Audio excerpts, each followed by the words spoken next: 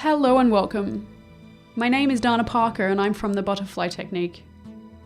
This podcast is to introduce you to a foundation principle of our technique. It's also a key principle found in the techniques of all ancient healers and medicine.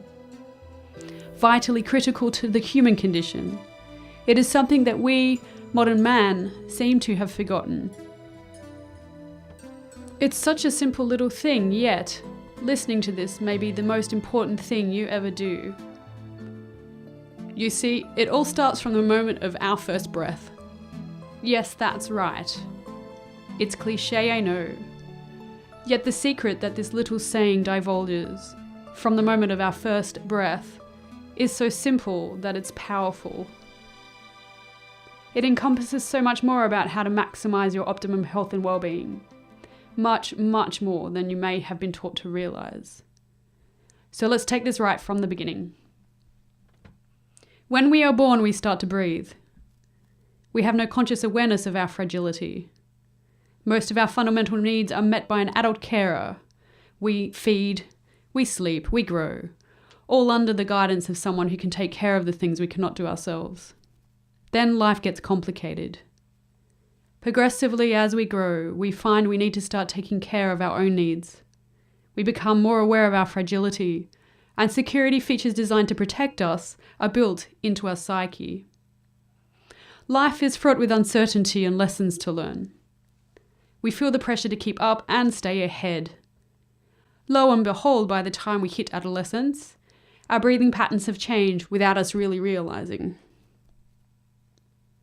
Breathing is the essence of life. One of our most vital acts, actually. Man may not eat food for a length of time. He may not need water to drink for an even shorter period, and yet he would still survive. But to be without breath is likely to be man's last moments on earth. So, how much do you know about breathing? It's likely that you do this every day. Yet interestingly, the main response I hear from students in my classes is that they've rarely thought much about how they breathe. They most certainly have never been taught how to breathe correctly. And in virtually all cases, my clients quickly come to realize that their breathing patterns are a symptom of something much, much more serious.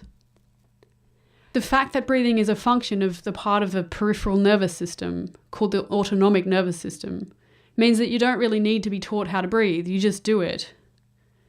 If you've ever watched a baby breathe while lying on its back, you'll witness its rhythmic rise and fall of its little belly. This is a perfect example of a belly breath.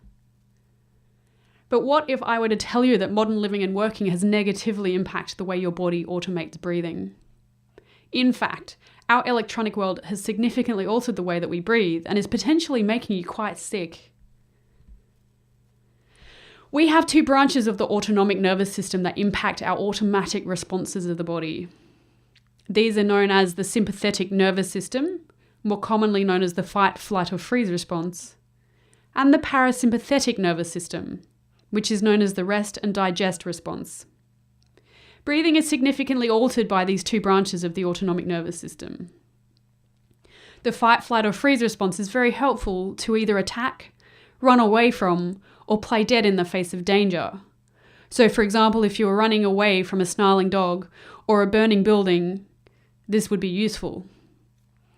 Your body will automatically shift gears, as it were, in such circumstances, to a breathing pattern that allows for a rapid influx of oxygen and diversion to the muscles and glands your body needs to run fast, to fight off your attacker, or to remain still and play dead. But when the emergency is over, your rest and digest response needs to be able to activate to allow your body time to relax and recover. That is, your brain needs to be able to determine that the environment is safe enough for you to relax, have a good feed, sleep, and recover from any stress caused by the body from responding to danger. Once it does, your breath can down gear and resume its normal pattern, which evenly distributes oxygen to all of your cells for their vital functions, like digestion, oxygenation for muscular recovery, reproduction, and immunity to heal.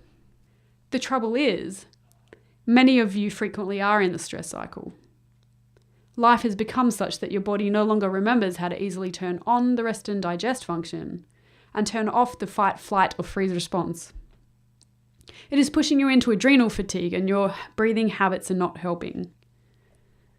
In fact, research shows that up to 95% of all illness and disease is stress-related. That is, you're simply spending too much of your time in this fight, flight, or freeze response, and your body is not getting enough downtime. Now, the great thing about breathing is that it can be consciously controlled, and it can be trained to work for you. You can actually learn how to shift the gears and allow your body to invoke its natural healing response. This is how it works. Tell me if this sounds a little familiar for you.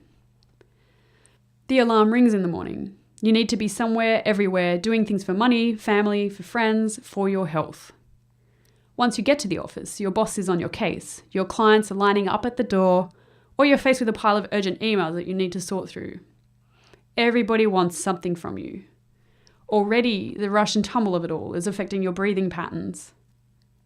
Whether this rings 100% true for you, or you simply get the idea, it is true that as a society we are spending too much of our time in the sympathetic nervous system. That is, the stress cycle. Modern life has simply been asking us to be in too many places at once, always with conflicting priorities. Your body has been conditioned to remember this way of being, rather than how to be restful and frequently in the parasympathetic nervous system, where it can have a healthy access to your body's natural healing mechanism, the immune system. In researching a number of therapies over some years, I actually read a book on breathing techniques published in the year 1903. The author, a well-respected yogi master, emphasized that modern man has become so disconnected from his breath that he might as well not even be alive. And in over 100 years, this has simply not changed. In fact, I believe it's gotten progressively worse, as the pace of our now hyper-electronic mobile world means that we're accessible constantly to all pockets of life. Multitasking is no longer merely an interesting skill to have, but is an essential survival mode. So, let's have a look a little bit at the mechanics of breath and how it might be harming you. The breath is a magical waste disposal system. It cleans our blood so that the heart can circulate vital oxygen to all of our cells within the extremities of our body, and releases toxin from that same blood once it returns to the heart laden with waste. It also delivers oxygen to the gut to catalyze enzymes that break down food for digestion and absorption. If the quality of air is poor, then your body does not receive enough oxygen to cleanse the blood, and the pollutants in the air might be circulated into your body, making it toxic. Similarly, if the muscles and habits of the breath are poor, the waste products and toxins returning to your lungs through the heart may build up and lay stagnant in the lungs. Without regular flushing by steady breath, the stagnant air can contribute to a build-up of poisons in your system. Your body remembers that which it does most often. So like your iPhone has a map function, so too does your brain have a map function of our body available to it. In scientific circles, this is called the homunculus. If one were to draw the homunculus, it actually doesn't look much like a human being. Why? Because the map actually is dedicated more resources to the body parts that you use most often. So for example, your hands actually appear massive on the body map, yet your elbows would be tiny in comparison. This is because the muscles that you use most often get the most nerve activity, and particular chains of responses build in your body and become habits. So it's kind of like if you don't use it, you lose it. The muscles that you use most often are actually the ones that are easier to activate automatically. So, too with your breath. If you breathe in a particular way most often, this is what your body will remember. If your breathing patterns stay in the stress response often, then your body will need retraining to remember the rest response. Simple. That you must breathe or die is obvious. But what is often not obvious is that your body is probably automated now to keep your body in a state of stress.